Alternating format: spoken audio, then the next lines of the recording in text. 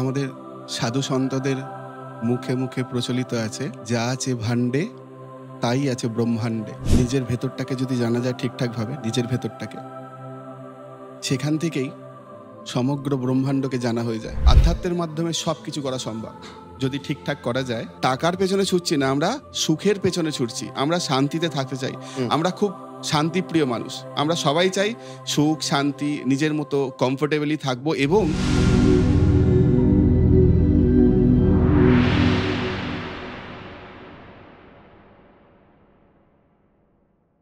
আপনি যদি সহজভাবে একটু আমাদের যারা দর্শক তাদের জন্য বলেন যে স্পিরিচুয়ালিটিটা কি এবং মানে আধ্যাত্মিকতা এই বিষয়টা ঠিক কি?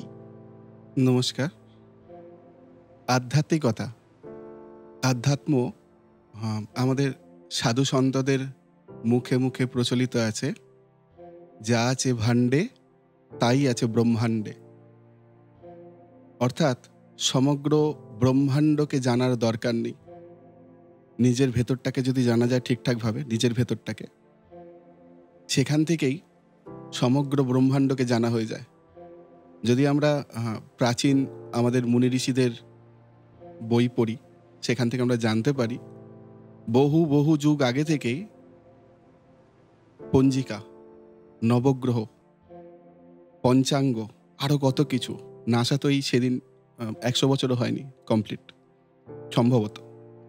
তো তার বহু আগে থেকে আমাদের শুধু বাংলার যদি পঞ্জিকা দেখা যায় 1400 বছর পেরিয়ে গেছে। তার আগে থেকে তারা সঠিক গণনার মাধ্যমে বলে দিচ্ছে যে কখন চন্দ্রগ্রহণ, সূর্যগ্রহণ হবে।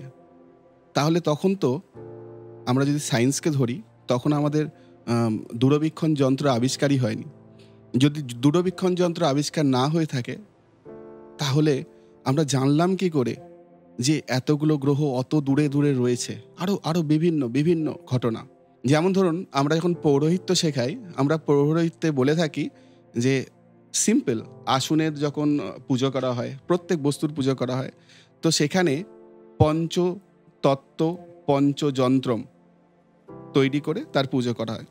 সেখানে বলা হয়ে থাকে যে পৃথিবীর যে যন্ত্র সেটি হচ্ছে একটি চতুষ্কোণ, জলের যে যন্ত্র সেটি হচ্ছে একটি বৃত্ত, অগ্নির যে যন্ত্র সেটি হচ্ছে ত্রিভুজ, বায়ুর যে যন্ত্র সেটি হচ্ছে অর্ধচন্দ্রাকৃতি, এবং আকাশের যে যন্ত্র সেটি হচ্ছে একটিমাত্র বিন্দু।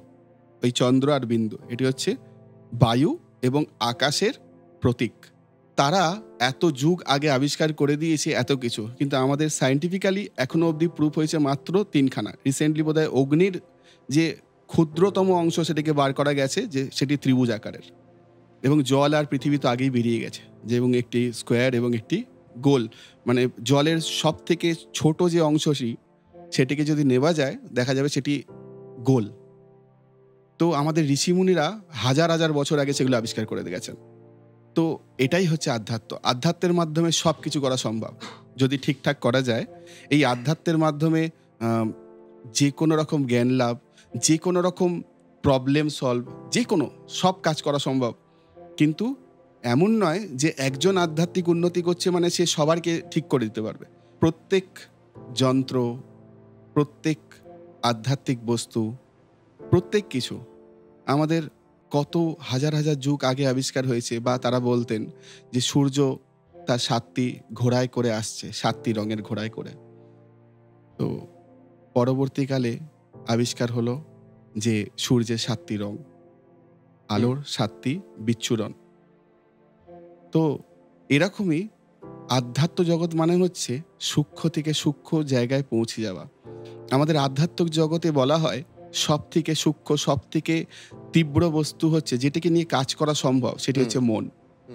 মনের থেকে দ্রুত, মনের থেকে তীব্র, মনের থেকে সূক্ষ্ম বা মনের থেকে বৃহৎ আর কেউ নেই। তো আধ্যাত্মিক জগৎ এই মনের উপরেই নির্ভরশীল। তাহলে আজকের যে যুগ, সেই যুগ ধরুন বহু দীর্ঘদিন ধরে যে স্পিরিচুয়ালিটি প্র্যাকটিস করে আসছে মানুষ, আজকের যে যুগ, এই যুগে তো আমাদের এই সংসার, ইন্টারনেট, টেকনোলজি, আমরা বিভিন্নভাবে জড়িয়ে পড়েছি, যেখান থেকে দেখা যাচ্ছে যে মানুষ স্পিরিচুয়ালিটি থেকে অনেকটা দূরে সরে যাচ্ছে। এই সাংসারিক জীবন বা আজকের পৃথিবীতে, টেকনোলজির পৃথিবীতে আধ্যাত্মিকতা কতটা ইম্পর্টেন্ট আপনার কি মনে হয়, এবং এটা জীবনে কেন প্রয়োজন? এই আধ্যাত্মিকতা প্রত্যেকের জীবনে প্রত্যেক সময় প্রয়োজন হয়েছিল। আমরা যদি দেখি একদম আদিম যুগে, তখন মানুষ জামা কাপড় পরতে জানতো না, ঘর বাড়ি ছিল না তাদের। তারা ধীরে ধীরে একটি পাথরকে ঘষে অস্ত্র তৈরি করছে, চাকা তৈরি করছে বিভিন্ন রকম, এবং যন্ত্রপাতি বিভিন্ন রকম। তারপরে আগুনের ব্যবহার তারা শিখলো। এইভাবে তারা ধীরে ধীরে এগোচ্ছে আর এগোচ্ছে। কিন্তু যেটা সমস্যা হলো, তারা যতই এগোক, আজ মানুষ কত কিছু আমাদের ইকুইপমেন্ট, কত রকম ইনস্ট্রুমেন্ট, আমাদের সুখে থাকার জন্য কি নেই, কি যন্ত্র চাই আমাদের, সব আছে, সব কিছুতেই যন্ত্র দিয়ে আছে। কিন্তু এখনো মানুষ সেই সুখের থেকে বঞ্চিত যেটার পেছনে মানুষ ছুটছে।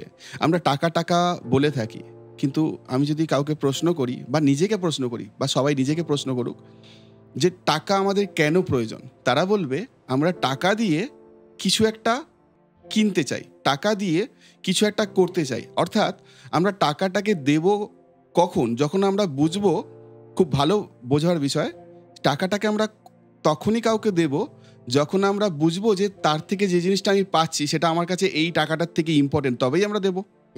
নাহলে তো আমরা বলবো টাকাটা ইম্পর্টেন্ট আমার কাছে, আমি টাকাটা পকেটে রাখবো। আমার কাছে সেই মুহূর্তে টাকার থেকে অন্য কিছু ইম্পর্টেন্ট, তাই আমি সেই টাকাটাকে জোগাড় করে তাকে দিয়ে অন্য কিছু নিচ্ছি, এবং সেই জিনিসটাও নিচ্ছি কেন, সেই জিনিসটা থেকে বিশেষ কোনো সুখ লাভ করব বলে। যেমন ধরুন আমরা এসি কিনছি, পাখা কিনছি, লাইট কিনছি, যাই করি, এই মাইক কিনছি, ক্যামেরা কিনছি, যাই করি, সব কিছুর পেছনে আমাদের উদ্দেশ্য কিন্তু টাকা না। আমরা যদি ঠিকঠাকভাবে একটু বিবেচনা করি, আমরা নিজেরাই বুঝবো আমরা টাকার পেছনে কেন ছুটছি। কারণ আমরা টাকার পেছনে ছুটছি না, আমরা সুখের পেছনে ছুটছি। আমরা শান্তিতে থাকতে চাই, আমরা খুব শান্তিপ্রিয় মানুষ, আমরা সবাই চাই সুখ শান্তি, নিজের মতো কমফোর্টেবলি থাকবো এবং ভবিষ্যৎ আমাদের সিকিউর হোক। আমরা প্রত্যেকে চাই, এটা খুব স্বাভাবিক এবং এটা ভালো। একটি পিঁপড়েকেও দেখা যায় যে শীতকাল আসার আগে সে গিয়ে জায়গা থেকে তাদের খাদ্য সংগ্রহ করে রাখছে, যাতে সে কমফোর্টেবলি থাকতে পারে সেই শীতের সময়। বাকি প্রাণীরাও তাই করে, প্রত্যেকে তাই করছে। তো আসল আমাদের কাজ হচ্ছে সেই সুখটাকে জোগাড় করা, এবং আমরা অরিজিনালি সেই সুখ থেকে এখন পূর্ণ বঞ্চিত। ঘরে অশান্তি, বাইরে অশান্তি, পলিটিক্যাল অশান্তি, একটা সম্প্রদায়ের সঙ্গে আরেকটা সম্প্রদায়ের অশান্তি, একটা মানুষের সঙ্গে আরেকটা মানুষের অশান্তি, একটা ঘরের সঙ্গে তার পাশের বাড়ি ঘরের অশান্তি, মানে অশান্তি প্রত্যেক মুহূর্তে। আমরা ভাবছি কি আমাদের পৃথিবী, আমরা শান্তি কোথায় পাচ্ছি? এদিকে শান্তির পেছনে আমরা প্রতি মুহূর্তে ছুটছি। আমার জানা প্রচুর মানুষ এমন রয়েছেন যারা কিছুদিন আগে আমায় বলতো যে দাদা একটা চাকরি হয়ে গেলে সব ঠিক হয়ে যাবে। চাকরি পাওয়ার পর বলছে আমার বস খুব জ্বালাতন করছে, এখানে মনে হচ্ছে এর থেকে বেঁচে থাকাই ভালো না, এমন ভাবে অপমান করছে। কেউ বলছে যে এই টাকায় আমার হচ্ছে না, টাকা বাড়ার দরকার, সে চাকরি চেঞ্জ করলো, আরেক জায়গায় গেল, গিয়ে সে বলছে যে এই টাকাতেও আমার হচ্ছে না, মানে তার যা লিমিটেশন ছিল সেটা বাড়তে থাকছে আস্তে আস্তে, তার যা দরকার ছিল বাড়ছে। তার মানে এটা একটা ওই মানে কি বলবো, এমন একটা জায়গা যেটার কোনো শেষ নেই, যা সেখানে ঢুকবে আরো বাড়ছে। তার মানে আসলে বাড়ছে না, আসল জায়গাটা আমরা মিস করে যাচ্ছি প্রত্যেকে, আমাদের মাথা থেকে আসল জায়গাটা বেরিয়ে যাচ্ছে। সেই জায়গাটা হচ্ছে আমরা প্রত্যেকের টাকা চাইছি না, সেই কাজটা চাইছি না, আমরা চাইছি সেখান থেকে সুখ, এবং আমরা সুখ কিছুতেই পাচ্ছি না। কেউ বলছে যে আইফোন কিনবো, একটা দামি আইফোন সে কষ্ট করে কিনলো, কেনার পরে দুদিন পরে সে আইফোন পড়ে থাকছে পাশে, আর ভ্যালু নেই। কেনার সময় কত এক্সাইটমেন্ট, কত কিছু যে আমার কিনতে হবে, এই করতে হবে, কেন হচ্ছে আমরা চিন্তাও করি না। আমরা আসলে আইফোন কিনছি না, আইফোনের মাধ্যমে আমরা সুখ কিনতে চাচ্ছি, কিন্তু আমরা মনে করছি দূরে যেটা আছে তার মধ্যে সুখ, কাছে যেটা আছে তার মধ্যে নেই। এইটা নিয়ে রবীন্দ্রনাথ ঠাকুর আমাদের সবার পূজ্য বলেছিল যে নদীর এপার বলে ছাড়িয়া নিঃশ্বাস, ওই পারে সর্বসুখ আমার বিশ্বাস। তো না, এবার এই আলটিমেটলি সুখটা তাহলে কোথায় আছে? আলটিমেটলি সবাইকে অনুরোধ করব, নিজের চোখ বন্ধ করে নিজের ভেতর দিকে একবার দেখো, আশপাশে দেখো, প্রচুর ভাইব্রেশন হচ্ছে আমাদের চারদিকে, আমাদের ভেতরে ভাইব্রেশন হচ্ছে বিভিন্ন রকমের, এই ভাইব্রেশনের যদি আমরা আরেকটু ভেতরে ঢুকতে থাকি, দেখবো শান্তি শান্তি শান্তি। একদম তার মেন পয়েন্টে যদি আমরা চলে যাই নিজের ভেতরে, সেই জলটা একদম যেন স্থির। বাইরে থেকে কেউ ঢিল ফেলছে, বাইরের জলটা নড়ছে, ভেতরের জল কিন্তু শান্ত রয়েছে, একদম ভেতরে, গভীর থেকে গভীরে। হয়তো একদম বাইরের একটু ভেতরে একটু অশান্তি বেশি, কিন্তু আরো যদি গভীরে চলে যাই আমরা দেখবো শান্তি শান্তি। তো প্রত্যেককে উচিত স্থির হয়ে কিছুক্ষণের জন্য বসে যাওয়া, এবং বাইরের কথা তো দূরের কথা, আমাদের ভেতরেও যেন বকবক না হয়। জাস্ট কিচ্ছু করতে হবে না, আমাদের ভেতরে শান্তি সর্বদা বিরাজমান। আমরা সেটাকেই খুঁজছি বাইরে বাইরে, কোনো বস্তুর মাধ্যমে, কেউ একটা ছেলে একটা মেয়ের মাধ্যমে, একটা মেয়ে একটা ছেলের মাধ্যমে আমরা খুঁজছি সেই শান্তিকে, যাকে আমরা জীবনে পাচ্ছি না, কারোর কাছে পাচ্ছি না।